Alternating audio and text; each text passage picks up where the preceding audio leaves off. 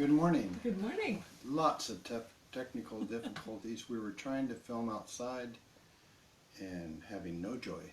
I hope you can add a little bit of that footage because we have beautiful light this morning. That's the reason we were trying for it. Yeah. So we'll try to give you a glimpse and we'll figure this out. Yeah, we're right on the edge of Wi-Fi reception from the house. So, But we've come back in so that we could continue this tradition of talking to you this morning about the kinds of information we're getting in the meditation. And Sia, one of my guides, rephrased something to try to make it more accessible. She said people are going through transformations or change, and she's suggesting that you look at the points in your life where you made a transformation that was a choice, particularly those that were an abrupt, I'm never going to eat hominy again, I know what it is, yeah. it's gone. Things where you made a conscious choice because you had an awareness that changed how you thought. So, when you find things in your life that you're going, I don't know if I want that in my life anymore, look at your personal process of change and transformation to see if it gives you an easier, smoother way to do it for yourself. Whatever that change or transformation is that you want to make in your life. Just to clarify, hominy is a food. She didn't say harmony, she said hominy. Oh, sorry. It's a southern food that's actually corn that's been soaked in lye. To get rid of the corn shell off. And it's nothing that, the northerner can eat. It's okay. I get my hominy fixed periodically. Sorry to interrupt. I was not saying harmony. I was saying hominy, which is a food. Yes. And everybody has a food that they discover they really can't stand. Either it tastes slimy and you're never going to eat that again. But which is unusual because my totem animal is bear, and I'll eat anything. I'll eat nails, and it doesn't upset me. And He's really wonderful to cook for that reason, because I was a Southern cook with Tex-Mex background and other things, and you've been a Northern diet, which is very bland in comparison to Southern diets, and he's been willing to try all sorts of things, and we are now celebrating 26 years, or 27 years married, and hominy is the only thing he said, you don't need to make that for me again. Oh, we have a visitor, and our friend Daniel emailed and said, show me Shadow, I hope Shadow's visible. He's only going to stay for a minute. But Shadow's gotten quite big. He's our biggest and our oldest cat, and you can see the little white mark, maybe, but he's about to leave. Bye. So Shadow came for a visit. He's our metaphor, but he's also a very charming cat with a nice fur. Yeah. Sorry to get off track there. But no, glad you clarified. I would not want people to mistake hominy for harmony. Yes. Definitely hominy is a food. You won't even find it in the grocery stores here, so don't worry about it. Yeah. Probably not even, maybe in the South. In the South, I'm sorry, it is in the South. Okay. That's southern United States. Yes, not Southern Ireland. Okay. Well, what was your information? Because I thought Shia's message was pretty good. Yes, it's very good. We are in a state of transition worldwide. We've never had such powerful changes. It's mixing people up. I mean, some people see the lockdown as a horrible thing imposed by the government, but it's, and it was. I mean, there's lots of ways of looking at it. It creates hardship. It's ruining a lot of businesses. Sure, the smallest. But it was also a medical necessity, and here in New Zealand, the timing of it's worked pretty well. But it's the timing of the opening up and the timing of the clearing is now important to us. Even the fact that it's possibly a medical necessity is controversial, because when you look at the numbers, and the numbers are being fudged, well, They're complex. they're very complex. But anyway, I don't want to get into that discussion right now. But one of the things that I find interesting, we're very careful about social distancing, which has been 2 meters. I think a little more than 6 or 7 feet for the Americans listening to this. And we're now down to about 1 meter. So we very carefully space ourselves in line, and they put markers on the ground to show us if we're standing in line to get in. But we know what's interesting? We now all talk to each other. If you were standing in a normal line that was close together, you didn't talk, but now that we're spaced out, people in line talk to each other about That's true. what's going on, Yeah, and I think it's producing an unusual amount of camaraderie yeah. in 'Cause very interesting ways. so during the lockdown, staying in your homes, you're talking to very few people, you know, other than your immediate family or whoever's there. Your with you. bubble. Your bubble. Mm-hmm. And when we do get the opportunities to go out, we want to connect, because human beings need connection. We need our social connections. That's part of our psyche health, psychological health, I guess. Absolutely.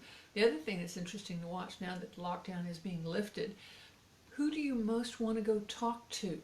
Mm. And you're finding out a lot about the people you need to visit regularly because the communication's important at multiple levels. Mhm. And I found it interesting who would be very handy to go and see. The phone just made a noise. I think a little phone message came in. Okay, Cool. it's all right. Anyway, but I thought that was a pretty interesting message and a little observation on the camaraderie being produced by this global experience, because all the countries of the world are experiencing this step back. I always point out to people that the country of France does this for 4 weeks every year and gives everybody a nice 4-week holiday. And I was going, we just need to choose when it's happening Actually, better. most of Europe shuts down for a month. Yeah, they're very sensible, very wise Yeah. people. So I just think that if we're going to schedule one of these regularly, it should be in our warmest summer month, and the beaches, we should be allowed to socialize on beaches or something. Getting back to the transition, I would like to move away from. Okay. No, I was just talking about Um, it in a friendly manner, I hope. Well, actually, it is very connected. COVID virus is very connected to what is going on in the planet. As far as the transition, it's actually beneficial to it because it moved most of the planet to a new way of connecting. Yeah, and it's happening planet-wide, and we grieve for the deaths and the families that have lost family members, and some of that, particularly watching here from New Zealand, it is horrendous and scary to watch. But it's happened, and we have all assumed responsibility for our actions and thought about this, and this is the entire planet. And I don't even think some of the world wars have brought people together in a shared experience to the same, not that I ever want to do this, but maybe we look at the good things that have come out of it, that we are aware of each other, we follow the other countries, we realize the hardships that are occurring in different locations, the hardships that have been occurring for people with different economic backgrounds. We're going to help each other, and I think anything we can do to help any other country on the planet is a really good idea, because this is a one world experience. We're moving all- to unity consciousness. Yeah, we are all humans. We all love and protect the earth, and we want to do everything in our power to end pollution and to take good care of the planet In poverty. and poverty and the well-being of other human beings. So And release the technologies that have been hidden from us. do that which is necessary for the planet to improve. We can get rid of pollution. We can manage waste well. We are seeing the first steps. Let's speed up with the things we know we need to get done. Yeah, we absolutely need to do those things, and we can. Spirit, the meditations bring up all sorts of things, like Sia bringing up transformation. and Tain Mahuti bringing up the environment and the planet and how changes in the environment can be evolutions and can be powerfully positive things, though, you know, forest fire is destructive, but then the dry wood has been burned off. The fire will not be as big the next year.